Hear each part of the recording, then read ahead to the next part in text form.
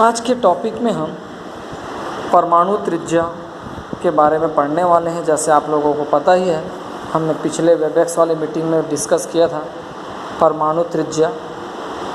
परमाणु त्रिज्या मतलब परमाणु के नाभिक से अंतिम कक्षा के बीच की जो दूरी होती है उसे हम परमाणु त्रिज्या कहते हैं। परमाणु त्रिज्या को निम्नलिखित दो प्रकार से परिभाषित किया जाता है। पहला वान वाल्स त्रिज्या और दूसरा सहसंयोजक त्रिज्या।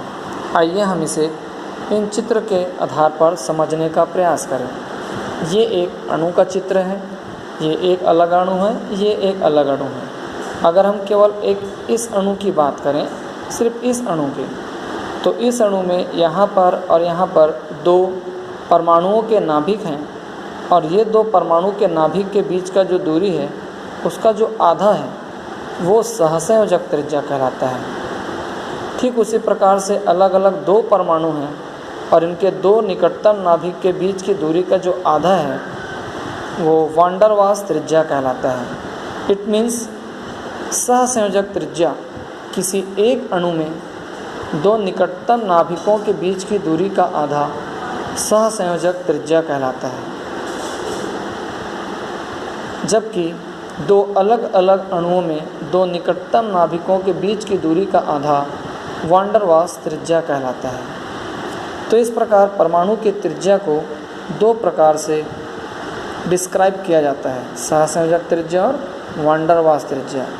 हमने पिछले हमारे क्लास में बात किया था कि किसी भी वर्ग में ऊपर से नीचे आने पर परमाणु का आकार कक्षा की संख्या बढ़ने के कारण बढ़ता है और बाएं से दाएं जाने पर कक्षा में संकुचन के कारण परमाणु का आकार घटता है। ठीक है। अगला जो टॉपिक है आयनन ऊर्जा, ये भी हम लोग टॉपिक चालू कर चुके हैं कि आयनन ऊर्जा क्या होता है। आयनन ऊर्जा या आयनन विभव या आयोनाइज्ड एनर्जी कहते हैं, जिसकी परिभाषा कुछ यूँ दी जाती है। ये आपके पास परिभाषा है इसकी। गैसीय अवस्था में एक विलगित परमाणु से एक इलेक्ट्रॉन बाहर निकालने के लिए आवश्यक ऊर्जा की मात्रा आयनन ऊर्जा कहलाती है।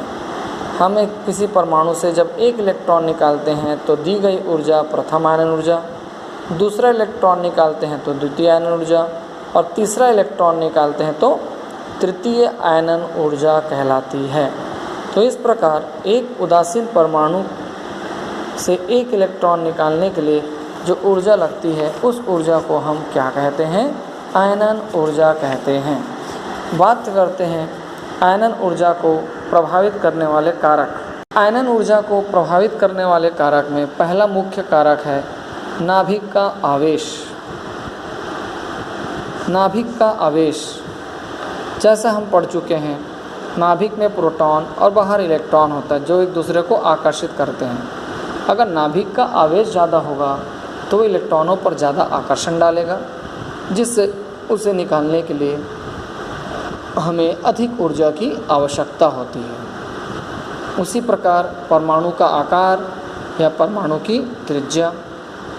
अगर परमाणु छोटा आकार का है तो नाभिक और इलेक्ट्रॉन की दूरी कम होने से उसकी आयनन ऊर्जा ज़्यादा होती है, जबकि परमाणु का आकार बड़ा होने से आयनन ऊर्जा का मान कम होता है। पूर्ण और अपूर्ण कक्षक के लिए आप हुंड के नियम को पढ़ सकते हैं कि जिन कक्षकों में कक्षक पूर्ण रूप से भरे होते हैं उनसे इलेक्ट्रॉन निकालने के लिए ज़्यादा ऊर्जा की आवश्यकता होती है। परिरक्षण प्रभाव, हम लोगों ने पहले भी बात किया था परिरक्षण प्रभाव के बारे में कि नाभिक के बाहर वाले इलेक्ट्रॉन को अंदर वाले इलेक्ट्रॉन प्रतिकर्षित करते हैं, जिससे उस इलेक्ट्रॉन पर नाभिक का आकर्षण घट जाता है। अगर नाभिक का आकर्षण घट जाएगा तो हम कह सकते हैं कि भाई इलेक्ट्रॉन को आसानी से निकाला जा सकता है, मीन्स आयनन ऊर्जा का मान कम हो जाएगा। तो इस प्रकार आयनन ऊर्जा को दो चार चीज़ें प्रभावित करती हैं। ठीक उसी प्रकार इलेक्ट्रॉन बंधुता। इलेक्ट्रॉन बंधुता जो है ठीक आयनन ऊर्जा का व्युत्क्रम या उल्टा होता है। जिस प्रकार आयनन ऊर्जा में इलेक्ट्रॉन बाहर निकालने के लिए ऊर्जा दी जाती है, उसी प्रकार इलेक्ट्रॉन बंधुता में इलेक्ट्रॉन जब कक्षा में प्रवेश करता है तो ऊर्जा मुक्त होती है, जिसे इलेक्ट्रॉन बंधुता कहा जाता है। एक उदासीन परमाणु के कक्षा में, बाहरी कक्षा में एक इलेक्ट्रॉन प्रवेश कराने पर जितनी ऊर्जा मुक्त होती है, उत्सर्जित होती है, उस उत्सर्जित होने वाली ऊर्जा को इलेक्ट्रॉन बंधुता के शब्दों में लिखा जाता है। ठीक है। आयनन ऊर्जा की तरह इलेक्ट्रॉन बंधुता भी कुछ कारकों पर निर्भर करता है। तो देखें, आयनन ऊर्जा को प्रभावित करने इलेक्ट्रॉन बंधुता को प्रभावित करने वाले कारक। हाँ, आप देख सकते हैं इलेक्ट्रॉन बंधुता को प्रभावित करने वाले कारक, जैसा आपको दिख रहा है। पहला, परमाणु का आकार। परमाणु का आकार जितना बड़ा होगा, इलेक्ट्रॉन जो बाहर है उस पर इलेक्ट्रॉन पर नाभिक का आकर्षण कम रहेगा, मतलब इलेक्ट्रॉन बंधुता का मान कम हो जाएगा। दूसरी बात, अगर नाभिकीय आवेश ज़्यादा होगा तो अब इलेक्ट्रॉन को ज़्यादा अपनी ओर आकर्षित करेगा, जिससे इलेक्ट्रॉन बंधुता का मान फिर से बढ़ जाएगा। तो ये दो मुख्य कारण हैं जो इलेक्ट्रॉन बंधुता को प्रभावित करते हैं। पहला, परमाणु का आकार, और दूसरा जो है वो नाभिकीय आवेश होता है। इसी प्रकार तीसरा और मुख्य गुण होता है तत्वों का विद्युत ऋणता। विद्युत ऋणता का मतलब क्या होता है? विद्युत ऋणता यूँ तो कोई परमाणु प्रदर्शित नहीं करता, लेकिन अगर वो परमाणु किसी दूसरे परमाणु के साथ इलेक्ट्रॉनों के साझे के द्वारा आपस में जुड़े होते हैं तो उस स्थिति में विद्युत ऋणता का गुण उत्पन्न होता है। किसी यौगिक के अणु में उसके किसी परमाणु द्वारा साझे के इलेक्ट्रॉन युग्म को अपनी ओर आकर्षित करने का जो प्रवृत्ति या गुण पाया जाता है, उसी गुण को विद्युत ऋणता कहते हैं। जैसे आप देख सकते हैं यहाँ पर हाइड्रोजन क्लोराइड में हाइड्रोजन और क्लोरीन इलेक्ट्रॉनों का साझा करके आपस में जुड़ते हैं। साझे का मतलब होता है कि इलेक्ट्रॉन दोनों के बीच में होता है, किंतु क्लोरीन की विद्युत ऋणता इतनी ज़्यादा होती है कि वो इलेक्ट्रॉन को अपनी ओर आकर्षित कर लेता है।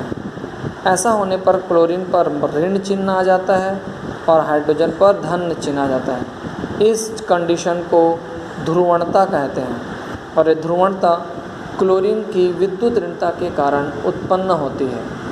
तो ध्रुवणता का गुण विद्युत ऋणता के कारण पैदा होता है।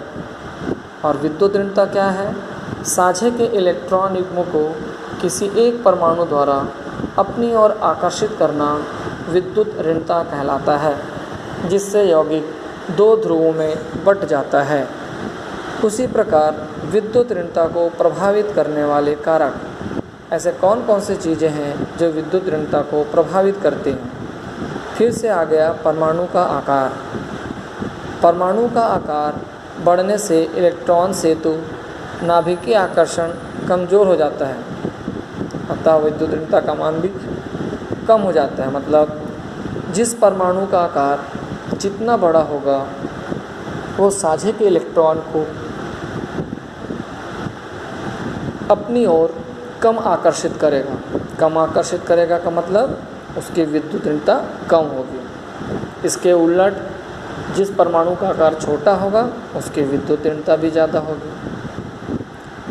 दूसरा, प्रभावी नाभिकीय आवेश।